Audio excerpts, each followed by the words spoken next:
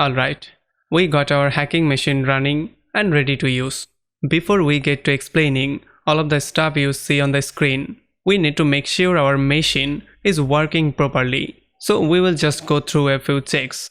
The first check that we want to do is your machine in full screen mode? Now in the previous tutorial, I showed you what you can do to get it in full screen mode. And all you need to do is minimize the screen and maximize it once again, in case it already wasn't in full screen mode. And that is because this version of Kali Linux automatically set your machine to be in full screen mode without installing any additional tool for that. Usually this trick should work, and if it didn't work and your machine is still not in full screen mode, then we need to install something called VirtualBox Guest Edition. I would advise all of you to do it even if you already have a full screen mode machine, because Guest Edition will not only help us with getting our machine to be full screen, but they will also make our machine run smoother and better. In previous version of Kali Linux, we always had to install VirtualBox Guest Edition to get the full screen mode. So let us see how we can do that in the newest version as well. First we need to do is, we need to go up here and click on Devices, then navigate down to the Insert Guest Edition CD image and click on that. They should get imported, and just a few seconds we should see a disk icon on our desktop. If we double click it, it will open a folder where we will see a bunch of files and other directories. Don't worry, we don't need to know what each of these files are or what do they do. The only thing we need to remember is the path where these files are. And up here, we can see that these files are located at /media/cd-rom0. So let us copy this. If we right click, copy, now comes the fun part. We have to open something called terminal. And terminal is something that we will use for the entire course. It is the most important tool. You need to master it as a hacker. But for now, just follow what they do, and we will explain things as we go. To open a terminal, right click on your desktop and click on Open Terminal here. It will open this window where we can execute our commands. And once again, since terminal is an important tool that you must master and learn from scratch, we will cover it in the next couple of videos in greater details. For now on, we just want to install VirtualBox Guest Editions. The first thing that we want to do is we want to navigate to that path that we copied. And to do that, using terminal, we must use a command called cd. These cd commands stand for changing directories. And you can see that we are currently on the desktop directories, which says right here. To change the directory, we type the cd commands and then we paste the path where we want to go. So change directory /media/cd-rom, press enter, and you will see that in the next line we will be changing directories to the desired folder. To list all the files inside of this directory, we need to type another command which called ls. What this command stands for is simply just listing the content of the current directory. So you can just remember ls to be a short command for list. If I press enter, we will see a bunch of the files that are located in the current directory that we saw once we opened this virtual guest edition. You can see these are the same files. Right now we are there inside of our terminal, and out of all of these files, now we must run one of them. Can you guess which one? We know that we can't run the exe files since those are for Windows system and we are on a Linux system. But we can however run this one called VirtualBox Linux Editions.run. If you guess that one, congrats! This is the one that we will run. To run it, we write a command that is sh VirtualBox Linux Editions.run. And this sh just a way for us to actually run this file, which we are also going to explain once we get to explain terminal in greater details. For now, if we press enter, okay, this program must be run with administrator privileges. For now, don't think about this and just run the following command: sudo sh bbox linux editions.run. You should get a prompt like this asking you for your password. Then type in your password, and keep in mind that even while you are typing, you will not be able to see anything appear right here, which doesn't mean that you are not typing. You are typing, just it doesn't show anything inside the terminal. Once you typed in the password, click enter, and it will ask us, do we want to continue with the installation? And we will specify right here yes, and it will start the process of installing VirtualBox guest additions.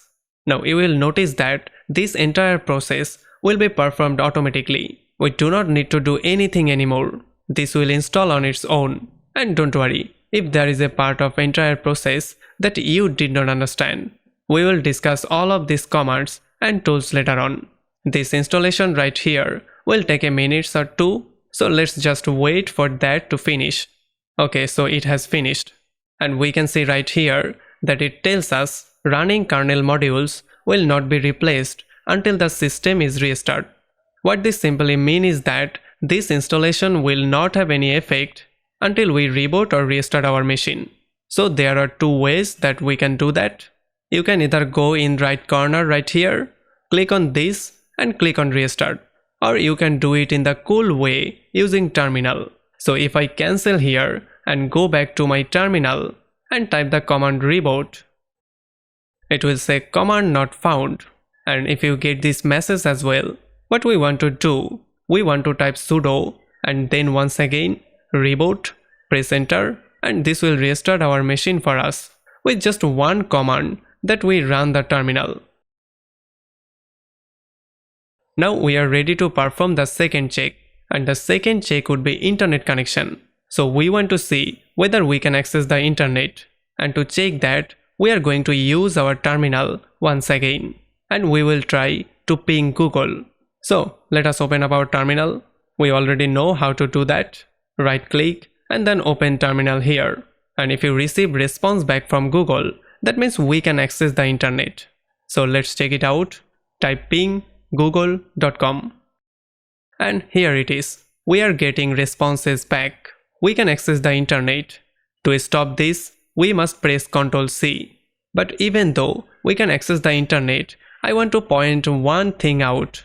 If we go to setting of our virtual machine and we select the virtual machine, navigate to setting, and from the setting navigate to network setting, we'll notice that we are attached to net, and what net is a network addresses translation. This means that the IP address that our Linux machine has will be given to use us by a VirtualBox.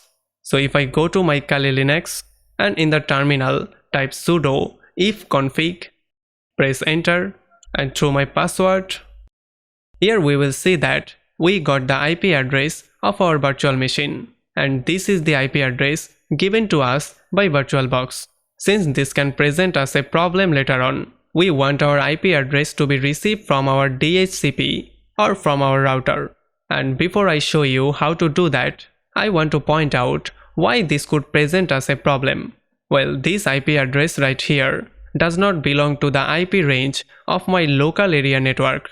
If I go to my Windows machine and open a command prompt to check out the IP address on my physical machine, I can type right here ipconfig, and I will see right here that the IP address that my physical machine has, these two are not matching. That means this is not the same IP range. So I want to change this to start as my physical machine. To do that, my Kali Linux must receive the IP address from my router. And for all of you Mac users, you can also type in ipconfig in your terminal on your Mac. Basically, you can check the IP address of your Mac the same way that we did inside of our Linux by typing ifconfig. And all we need to do to change this IP address is go to the network setting and switch from net to bridged adapter. This will automatically set my bridge adapter and my adapter to be this one. So this is the only one I have. And since I am connecting over cable connection, I want to go to the advanced and check right here, cable connected. You can select your adapter right here, and once you do that, click on OK. Just one more thing before we click on OK. In case your wireless adapter is not working in Linux, since there are some wireless adapter that are not supported by Linux yet, keep in mind that the cable connection will always work. So if your wireless adapter doesn't work, just switch the adapter to cable connection and then press OK. Now that we change this, if I go back to my Kali Linux machine and run the same command, which is sudo space ifconfig, now you can see that the both IP address is same. And keep in mind that for you, it might be start differently. It doesn't start with these three numbers. It might be something like 192.168.0, or it might be something like 10.1.1 or 10.0.1. It depends over your network. Now we can see that both of these IP addresses are starting with the same number. Now that we went through both of the checks for the full screen mode and network connection. In the next few lectures, we can proceed to get more familiar with the Linux environment and hackers terminology. Thanks for watching. I will see you there.